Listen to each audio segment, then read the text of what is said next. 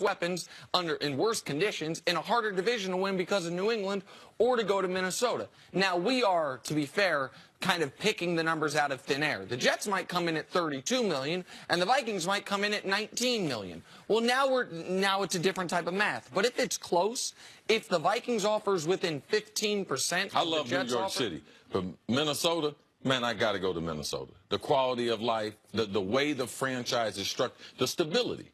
Look at the ownership. Look at the coach. Like, those things right there, they mean more than just money.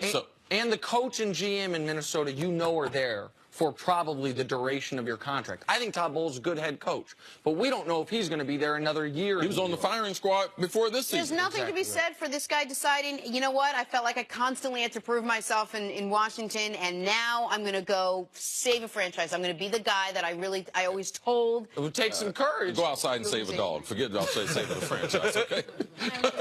Save a dog. Let's move on to Josh Rosen.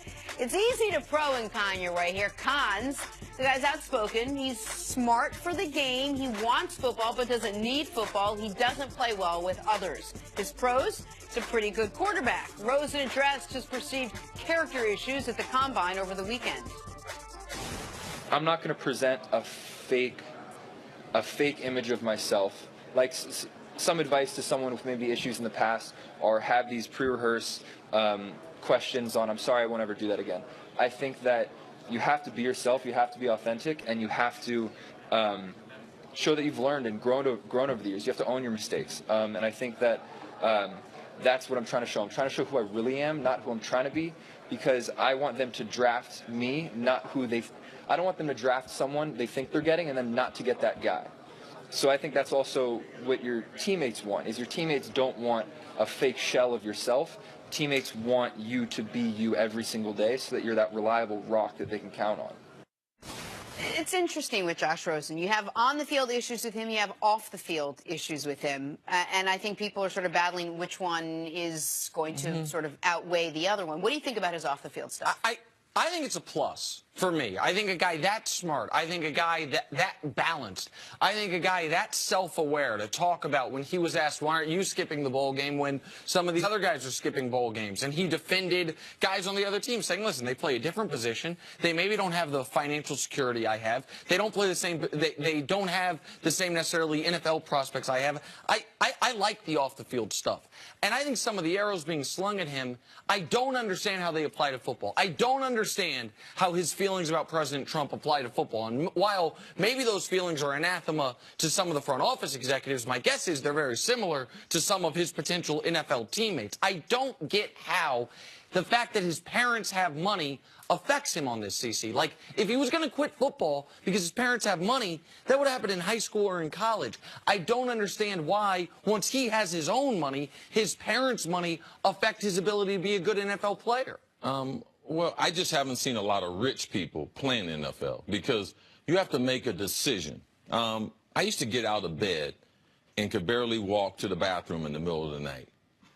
And I didn't have nothing to fall back on. My mom had raised me in a housing project, and I knew what I went to college for, and I knew what I was trying to go to college for to get out of college, and that was going to be in pro football. I didn't have anything to fall back on. So my decision to limp until I got to the training room, take the necessary, whatever it is, Advil or anything else that I needed to take, I didn't have a fallback plan. And most of the guys in the NFL, that's the way it is. When I was training, I remember one time training so hard, I could feel my heart beating in my head. I felt like I was going to pass out. When you're rich, it's hard to do those things. It's easy to come into the league and be broke and make a lot of money, but it's really hard to make all those sacrifices when you're rich. When you're in high school, you're the best one out there. He was the second best high school player in the country. The game's easy for him. At UCLA, it was easy for him until he got hit. That's my biggest problem. I don't have a problem with him off the field. I don't have a problem with him guy thinking he's smart. I don't have a problem with any of those things. I don't think he has a character issue. My problem is when someone hits him, what is he going to do over the course of his NFL career? To me, rich people, it's hard to play the game and make the sacrifices that you have to make every single day. So for me, when you ask kids the question, how much do you love football? Oh, I love football. No, I'd be willing to do anything. I'd be willing to hurt another guy for this game. Now, I want to see if Josh Rosen has that same mentality, because to me, a lot of time, it doesn't come with kids who are very rich. Cece, I totally understand the actual durability concerns. That's, to me, a totally fair point. But some of the great players in our game are sons of great players in our game. Guys that grew up with money, guys that grew up very comfortable, guys that grew up with Hall of Fame or all-pro caliber players. Tell me the name of these players. Tell me the bunch of these players. Chris Long, Jake Long, the Mannings, the whole Matthews family. No, all of them were elite talents. So was he. No, all of them were elite talents who came from their family business was football, Nick, compared to owning a business and making millions in some other business that you know that's the option. What they saw was their daddy, typically their role model and their hero, go out, and typically what they did, they tried to live up to their dad's expectations. So now your example that you use, it's not a great example because this is very, very rare. But we've also have thousands of other kids. I raised one. Jerry Rice raised one. Kids who didn't make it. And why didn't they make it? I can't tell you the reason, but talent and this is my family business. Can I stay in this family business? It has a huge difference. And how you're raised has a huge difference on your outlook once you get into the league. Well, just a quick question before we break. What about him on the field? I mean, if you take all that stuff aside, do you see this guy really being successful as a quarterback in the NFL? I'm concerned about his body. I'm concerned about, can he take the pounding?